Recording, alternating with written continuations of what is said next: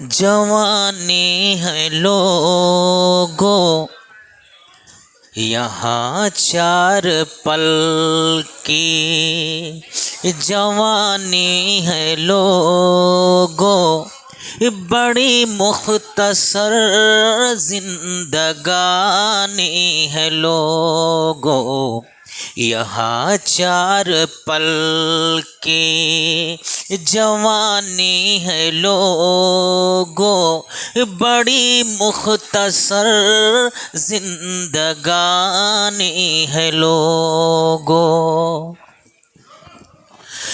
کوئی ہنس رہا ہے، کوئی رو رہا ہے، کوئی جاگتا ہے، کوئی سو رہا ہے، کوئی ہنس رہا ہے، کوئی رو رہا ہے، کوئی جاگتا ہے، کوئی سو رہا ہے۔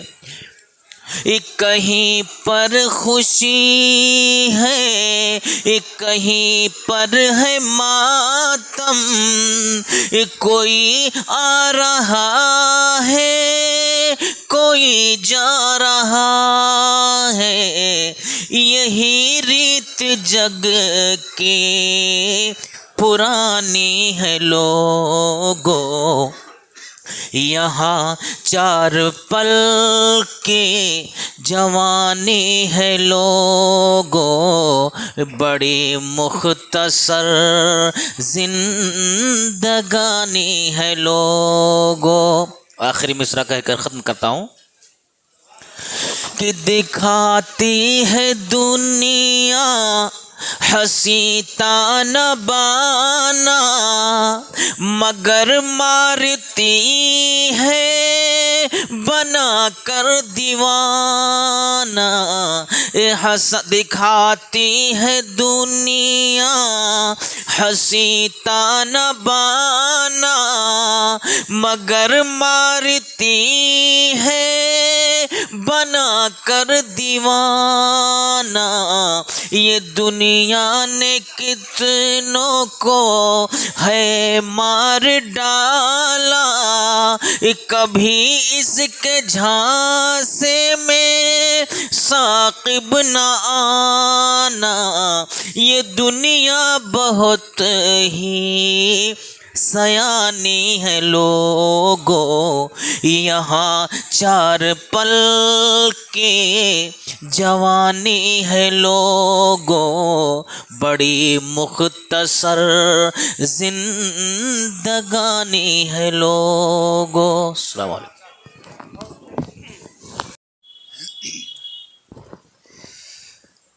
السلام علیکم ورحمۃ اللہ وبرکاتہ۔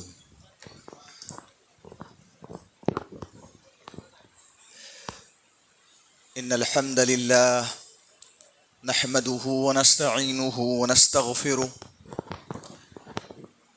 ونعوذ باللہ من شرور انفسنا ومن سیئات اعمالنا، من يهده الله فلا مضل له ومن يضلله فلا هادي له، واشهد ان لا اله الا الله وحده لا شريك له، واشهد ان محمدا عبده ورسوله۔ يا ايها الذين امنوا اتقوا الله حق تقاته ولا تموتن الا وانتم مسلمون۔ يا ايها الناس اتقوا ربكم الذي خلقكم من نفس واحدة وخلق منها زوجها وبث منهما رجالا كثيرا ونساء، واتقوا الله الذي تساءلون به والأرحام إن الله كان عليكم رقيبا۔ يا أيها الذين آمنوا اتقوا الله وقولوا قولا سديدا يصلح لكم أعمالكم ويغفر لكم ذنوبكم، ومن يطع الله ورسوله فقد فاز فوزا عظيما. أما بعد فإن خير الحديث كتاب الله وخير الهدي هدي محمد صلى الله عليه وسلم وشر الأمور محدثاتها وكل محدثة بدعة وكل بدعة ضلالة وكل ضلالة في النار. أعوذ بالله من الشيطان الرجيم. بسم الله الرحمن الرحيم. قل إنما حرم ربي الفواحش ما ظهر منها وما بطن والإثم والبغي بغير الحق وأن تشركوا بالله ما لم ينزل به سلطانا وأن تقولوا على الله ما لا تعلمون. قابل احترام علماء کرام، محترم بزرگوں، ہم عمر نوجوانوں، عزت مآب پردہ نشین خواتین، ماؤں اور بہنوں، پیارے بچوں، اسلام کے اندر جن صفات کو سراہا گیا ہے، جن صفات کی طرف دعوت دی گئی ہے، جن چیزوں کو پیدا کرنے کی تعلیم دی گئی ہے، ان اوصاف اور ان اخلاق اور ان کوالٹیز اور ان چیزوں میں سے ایک چیز ہے غیرت. اسلام یہ چاہتا ہے، اسلام کی یہ تعلیم ہے کہ انسان کے اندر غیرت ہونی چاہیے. غیرت کس کو کہتے ہیں، اس کو سمجھ لیتے ہیں. غیرت کا مطلب ہوتا ہے کہ جو چیز آپ کی ہے اور اسپیشلی آپ کی ہے، وہ چیز آپ کے ساتھ خاص ہے، اس چیز میں کوئی دوسرا انٹرفیئر کرنے کی کوشش کرے، کوئی انسان اس میں دخل اندازی دینے کی کوشش کرے تو آپ کو غصہ آ جائے، آپ بھڑک جائیں، آپ کے اندر طیش پیدا ہو جائے. دیٹ از کالڈ غیرت. اس کا نام غیرت. ایک انسان کی بیوی ہے، کوئی غیر محرم شخص، کوئی اجنبی مرد اس کی بیوی کو ٹچ کرے، اس کی بیوی کے ساتھ مس بہیو کرے اور اس انسان کی نظر پڑ جائے، تو اس موقع پر اس انسان کے ذہن و دماغ کے اندر جو کیفیت پیدا ہوتی ہے اسی کا نام غیرت ہے. کسی انسان کی ماں کو گالی دی جائے، کسی کے ماں کے بارے میں گندی بات کہہ دی جائے، کسی کے بہن کے کیریکٹر پر انگلی اٹھا دیا جائے اور وہ انسان جو ہے بھڑک جائے، اس کے اندر غصہ پیدا ہو جائے، وہ آپے سے باہر ہو جائے، اس کا نام غیرت ہے. اسلام کے اندر غیرت کی یہ جو صفت ہے، اس صفت کو اسلام نے سراہا بھی ہے، اس کی طرف دعوت دی ہے، اور اس کے نہ ہونے کو، اگر یہ غیرت جس انسان کے اندر نہیں ہے تو اسلام نے اس کو بہت برا کہا ہے. غیرت کا الٹا کیا ہے؟ بے غیرتی. بے غیرتی اسلام میں بہت بری چیز ہے. اور میں آپ کو بتاتا چلوں کہ یہ جو غیرت ہوتی ہے یہ صرف ہمارے اور آپ کے اندر نہیں ہوتی ہے، جانوروں کے اندر بھی یہ غیرت ہوتی ہے. دلیل کے طور پر میں یہ حدیث صحیح بخاری کے آپ کے سامنے پیش کرتا ہوں. صحابی رسول حضرت عمر بن میمون رضی اللہ تعالیٰ عنہ کہتے ہیں کہ ایک بندریا نے زنا کیا. زنا کرنے کے بعد جب اس کی یہ حرکت بندروں کی برادری کو، بندروں کی ٹولیوں کو، گروہ کو، اس کی قوم کو معلوم ہوئی تو تمام بندروں نے مل کر کے اس بندریا کو پتھروں سے مار مار کر کے رجم کر دیا. اور حضرت عمر بن میمون رضی اللہ تعالیٰ عنہ کہتے ہیں یہ دور جاہلیت کا واقعہ ہے کہ جب اس بندریا کو بندر پتھر سے مار رہے تھے تو ان پتھر مارنے والوں میں فرجمت، میں نے بھی پتھر مارا تھا. یہ حدیث اس بات کی دلیل ہے کہ غیرت کا مادہ، غیرت کا جذبہ جانوروں کے اندر بھی ہو، انسان کے اندر تو ہوتا ہی ہے. یہی وجہ ہے کہ زناکاری اور بدکاری کرنے والے نوجوان کے ذہن و دماغ کے اندر اگر بٹھا دیا جائے کہ غیرت کیا چیز ہے تو انسان زناکاری بدکاری سے دور ہو سکتا ہے. مسند احمد کی مشہور حدیث، اللہ کے نبی صلی اللہ علیہ وسلم صحابہ کرام کے ساتھ بیٹھے ہوئے ہیں. ایک نوجوان آتا ہے اللہ کے رسول صلی اللہ علیہ وسلم کے پاس اور بیچ مجلس میں کھڑے ہو کر کے کہتا ہے یا رسول اللہ ایذن لی بالزنا، اے اللہ کے رسول صلی اللہ علیہ وسلم مجھے زنا کی پرمیشن دے دیجئے، میں یہ زنا کرنا چاہتا ہوں۔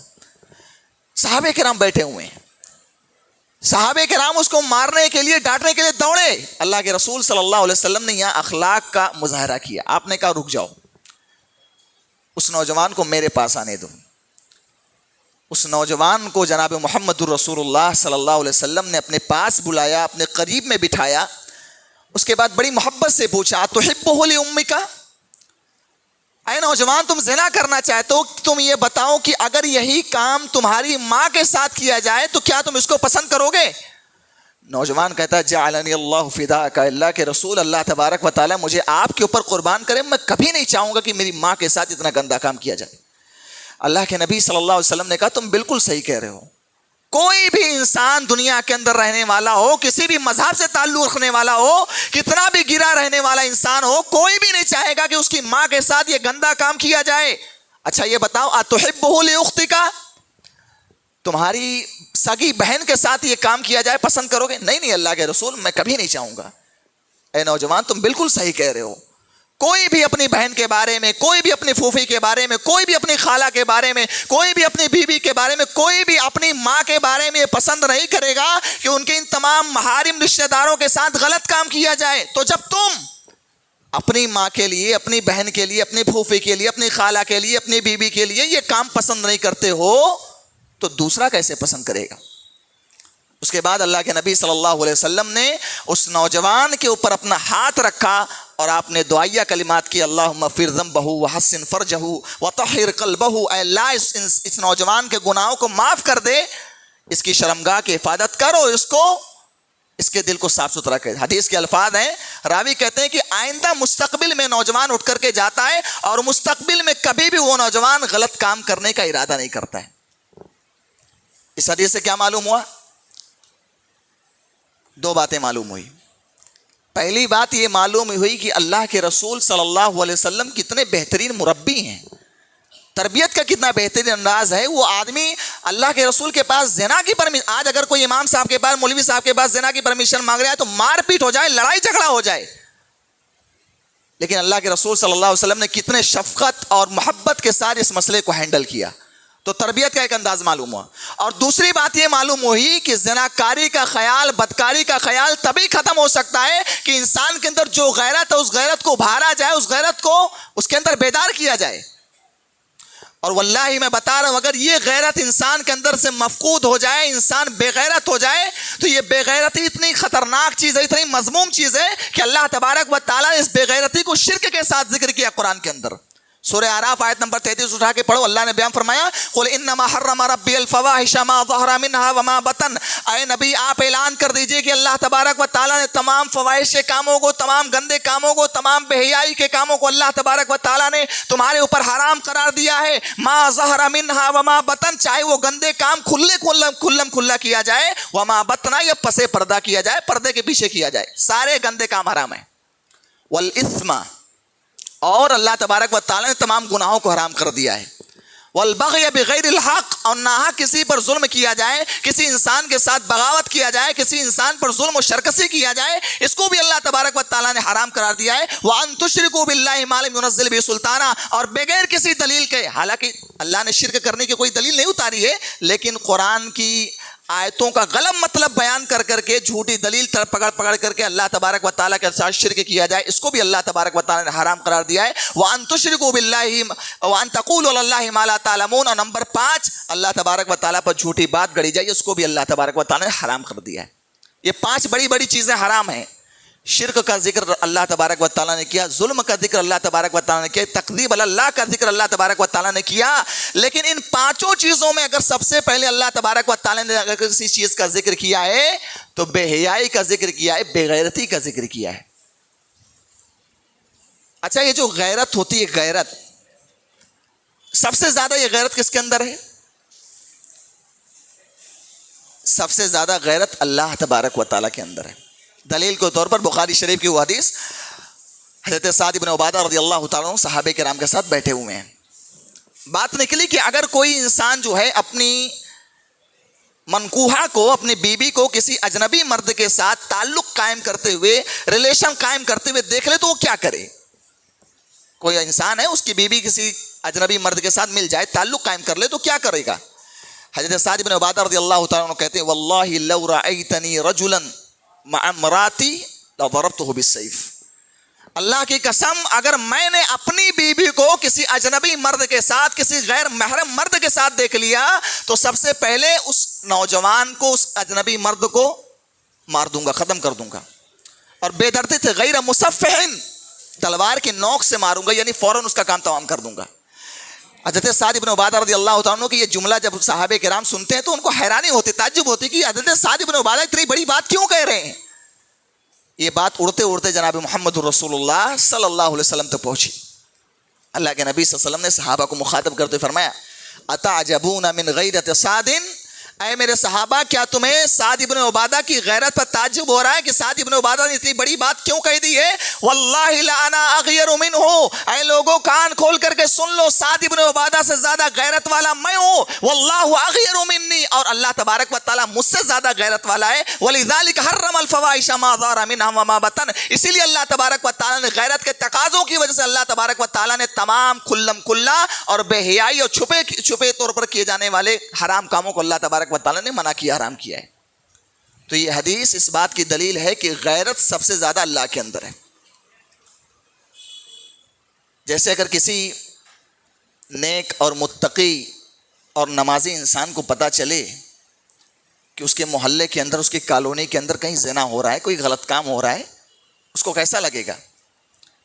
بھائی صاحب اس کے احساسات مجروح ہو جائیں گے, پریشان ہو جائے گا, وہ طیش میں آ جائے گا, وہ بھڑک جائے گا کہ ہمارے محلے کے اندر یہ غلط کام ہو رہا ہے, ہمارا محلہ اتنا اس قدر بے حیائی کے راستے پر رواں دواں ہے کہ ہمارے محلے کے اندر زناکاری بدکاری ہو رہی ہے. میرے بھائی ذرا تصور کرو, ایک متقی پرہیزگار انسان اپنے محلے کے اندر بے حیائی کو برداشت نہیں کرتا ہے, بے غیرتی کو برداشت نہیں کرتا ہے, تو ذرا سوچو وہ اللہ جو پوری کائنات کو پیدا کرنے والا ہے, سارے مردوں کو پیدا کرنے والا ہے, ساری عورتوں کو پیدا کرنے والا ہے, اس رب کی نعمتیں کھا کر کے, اس رب کی مرغن غذائیں کھا کر کے, اس رب کے زمین پر, اس رب کے آسمان کے نیچے رہ کر اگر کوئی انسان زنا کرتا تو سوچو اللہ کو کتنی غیرت آتی ہوگی. اسی لیے اللہ کے نبی صلی اللہ علیہ وسلم نے بیان فرمایا یا امت محمد ما احد من اغیر من اللہ, اے امت محمدیہ اللہ تبارک و تعالیٰ سے زیادہ غیرت والا اس کائنات کے اندر کوئی نہیں. اور بے غیرتی کی شروعات کہاں سے ہوتی ہے؟ بے غیرتی کی شروعات ہوتی ہے بے پردگی سے, بے حیائی سے. اسی لیے اگر آپ قرآن کریم کا ٹرانسلیشن کے ساتھ, اس کی انٹرپریٹیشن کے ساتھ, ترجمہ تفسیر کے ساتھ پڑھو گے تو قرآن کریم میں اللہ تبارک و تعالیٰ نے بے حیائی اور بے غیرتی اور زناکاری کے جتنے چور دروازے ہیں, قرآن نے ان تمام چور دروازوں کو بند کیا ہے. بے حیائی سب سے پہلے کہاں سے پنپتی ہے؟ زناکاری کہاں سے آتی ہے؟ بے پردگی سے آتی ہے.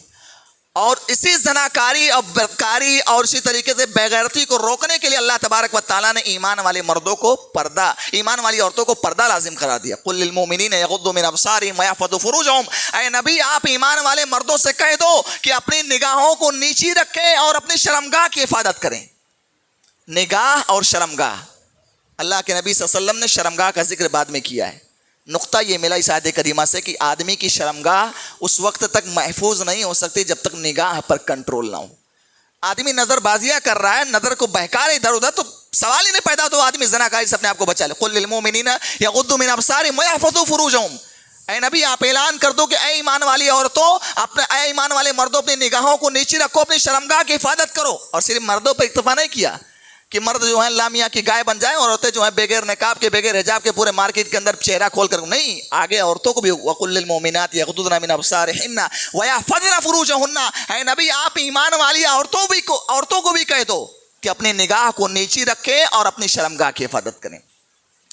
ولا يبدين زينتهن الا ما ظهر منها, اور خبردار عورتوں اپنی زینت کو ظاہر مت کرو الا یہ کہ جو زینت خود سے ظاہر ہو جائے. میں مثال دیتا ہوں, عورت شرم و حیا کا پیکر ہے, مکمل حجاب میں, مکمل لباس میں مارکیٹ جا رہی ہے, بائک سے جا رہی ہے, گاڑی سے جا رہی ہے, کسی چیز سے جا رہی ہے. اچانک ہوا چلتی ہے اور ہوا کے چلنے کی وجہ سے اس عورت کا جسم کا کوئی حصہ نظر آ جاتا ہے, اس کے کپڑے نظر آ جاتے ہیں, تو یہ معاف ہے, اس پر کسی کا کنٹرول نہیں ہے. اسی طریقے سے عورت کی جو ہائٹ ہوتی ہے, عورت کی جو لمبائی ہوتی ہے, یہ بھی ایک خوبصورتی ہے, یہ بھی ایک زینت ہے, اس پر چھپانا, اس کو کوئی نہیں چھپا سکتا ہے. تو اللہ تبارک و تعالیٰ نے کہا کہ جو کچھ تم چھپا سکتی ہو جو تمہارے کنٹرول میں اس کو چھپاؤ.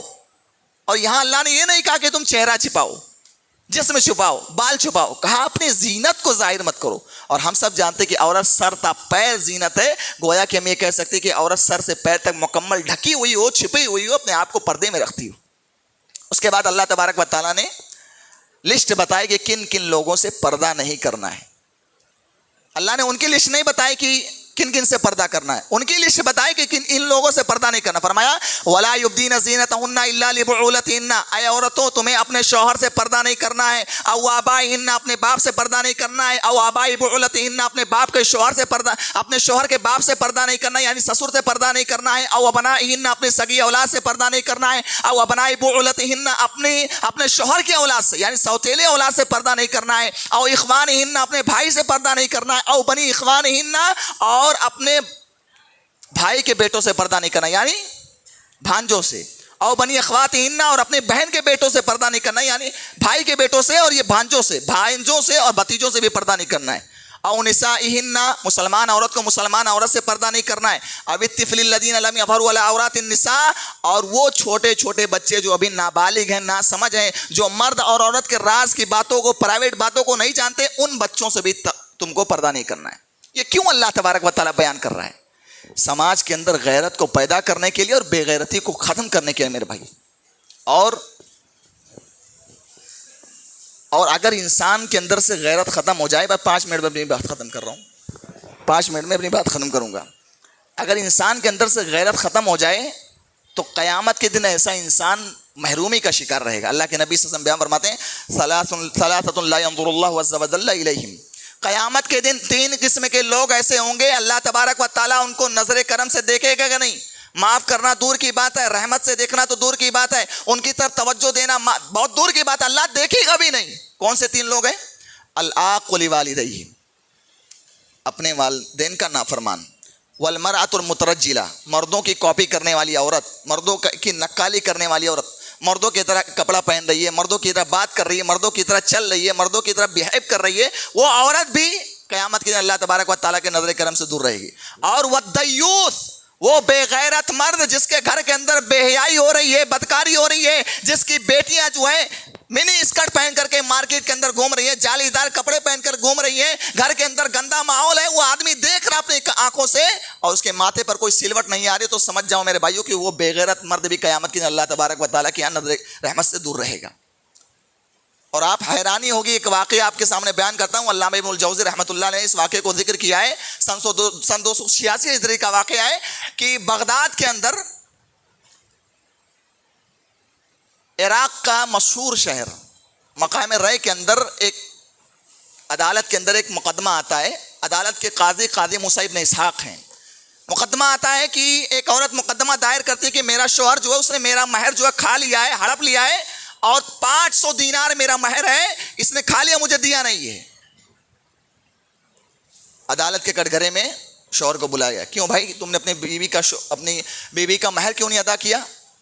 بولا یہ عورت جھوٹ بول رہی ہے, میں نے دیا ہے. بولا کہ تمہارے پاس گواہ ہے؟ نوجوان کہتا کہ میرے پاس 2 گواہ موجود ہیں. نوجوان 2 گواہوں کو بلاتا ہے, قاضی کے سامنے کھڑا کیا جاتا ہے, اور قاضی کہتا ہے کہ تم دونوں گواہ پیش کرو کہ کیا اس نے اپنی بیوی کا مہر ادا کیا ہے. تو دونوں کہتے ہیں کہ بھائی ہمیں کیسے معلوم, یہ عورت تو مکمل حجاب میں ہے, پورے پردے میں ہے, چہرہ ڈھکا ہوا, ہمیں کیسے معلوم یہ عورت اس کی بیوی ہے؟ اسے بولو یہ اپنا چہرہ ہٹائے, اپنا برقع ہٹائے, ہمیں دکھائے اپنا چہرہ, تب ہمیں جا کر کے اندازہ ہوگا کہ یہ اس کی بیوی ہے, پھر ہم آگے جواب دیں گے. جج کہتا ہے, قاضی کہتا ہے کہ تم اپنا چہرہ کھول دو تاکہ یہ اطمینان سے تم کو دیکھ لیں. حکم دیا گیا چہرہ کھولنے کے لیے. یہ نوجوان جو شوہر تھا وہ کہتا ہے 1 منٹ رک جاؤ, میری بیوی یہاں تمہارے سامنے کیوں پر اپنا چہرہ کھولے گی؟ غیرت مند تھا بھائی وہ آدمی. یہ الگ بات ہے, لالچ اس کے اندر بھری ہوئی تھی, اپنی بیوی کا مہر کھا لیا, لیکن غیرت مند تھا وہ آدمی.